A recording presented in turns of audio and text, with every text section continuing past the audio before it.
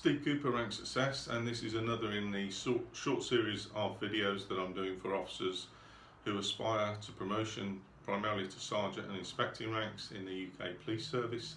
And today's video is about the importance of preparation time. Now, for some people it's a bit of a cliche. My key theme, the key theme of many of my materials is preparation, preparation, preparation.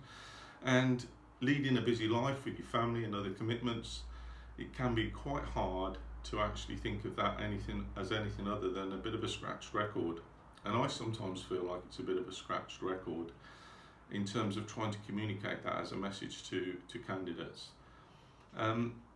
Many candidates that I speak to, many officers I speak to are time poor, which means that, as I've alluded to, busy family life, other commitments, shift work, there's quite a lot of pressure around when you choose to prepare, how you choose to prepare, and what you do to prepare.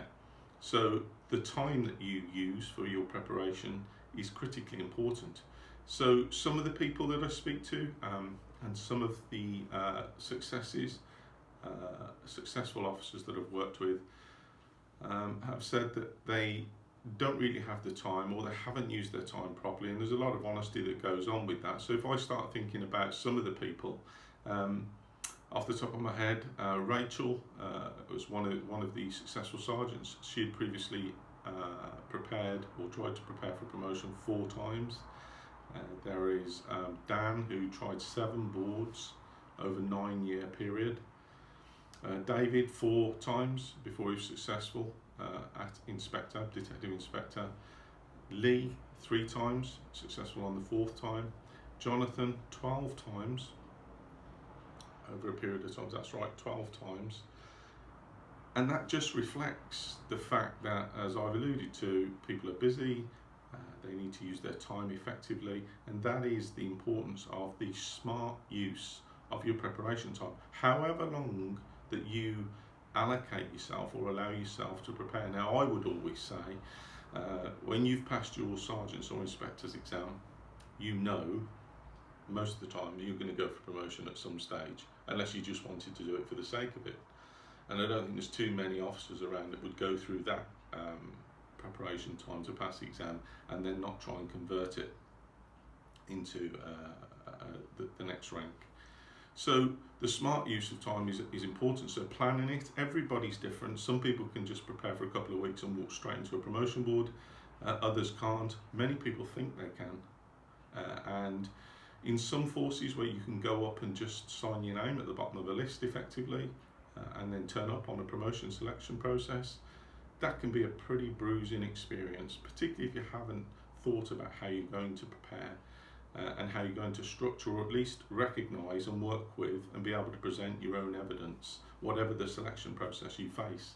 So if you want to perform under pressure, which is what you're doing in a promotion, which is why of course people don't like it, nobody likes performing under pressure, but if you want to do that well, then in my experience working with lots and lots and lots of people who've been able to do that, the secret has always been preparation time and the smart use of preparation.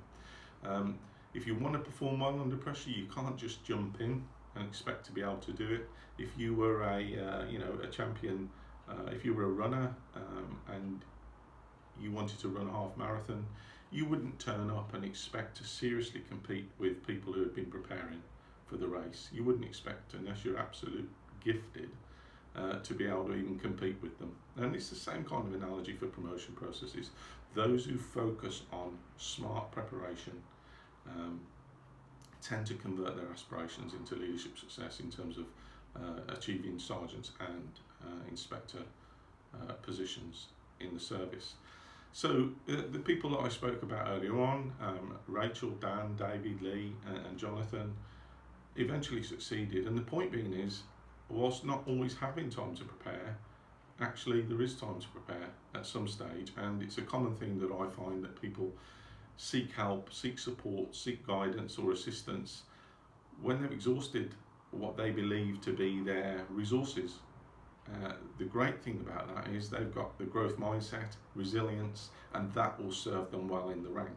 So what I would encourage people to do, and of course I would do because it's what I do, I would always encourage people to prepare to the best of their ability, working as smartly as possible. And I provide digital downloadable guides. You don't even have to speak to me on the phone, although I'm always pleased to talk, always pleased to answer any questions or queries. But you don't even have to talk to me, you can just download a digital toolkit. You can start with free ones to get an idea about how I present information, how I try and communicate issues and information and material to you. And then you can just, if you want to do that, you can download a digital toolkit for Sergeant or Inspector or Chief Inspector and just crack on with it and just use your time, whatever time you have got, to prepare for your promotion process.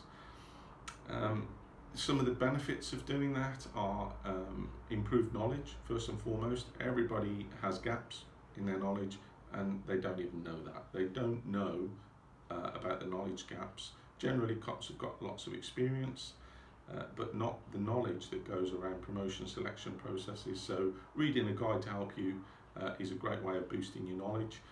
Heightened awareness, so raised awareness about the organisation, about the role of Sergeant or Inspector, about the relevance of your evidence that you have to support the case for you being promoted, and greater confidence. Ultimately, you want to be able to walk into a promotion selection process, whether it's an interview, whether it's a presentation, and be as confident as you can be. And when you're confident, you can generally do things well. And that links to the knowledge gaps that I've just alluded to. So some forces do say that as part of your preparation, they advise against you rehearsing, practicing. Personally, I disagree with that quite strongly, because whilst you don't want to sound practiced and rehearsed, it's important to do it. If you watch Daniel Craig in James Bond, you'll only ever see the take that they want you to see. The fact that there might have been 10, 15, 20 takes of that scene beforehand saying exactly the same things, you never know it's rehearsed, do you? You only ever get to see what it is that they present as the best version. And that's exactly what you want to do, is present the best version of yourself on the day. And you certainly don't want to sound practiced or rehearsed, but if you do take the time to practice and rehearse, you'll pick up insights into yourself, into the process. You'll pick up how you sound and whether you sound confident, and you'll grow in your confidence doing it. So I would always include a practice and rehearsal phase for your evidence when you're ready to do that, and even record it like this so you can see how you're sitting and how you come across and how you sound. And finally, if you doubt that, if you look at any of the TED Talks, TED are fantastic in supporting people to deliver professional 18-minute talks, and they support people for 6 months with practice and rehearsal beforehand. So there's the proof of the pudding, if you like, and certainly it does work for promotion candidates. So the importance of preparation is what this video is all about. Take the time to do it smartly, use guides, read information, practice and rehearse. However you do it, use your preparation time treat it importantly, and use it to the best of your ability. Okay, if you like this video, you can follow me on YouTube, or you can follow Rank Success on Twitter, which is @rank_success, or on Facebook, Rank Success. And I shall look forward to doing another video for you shortly. Thank you.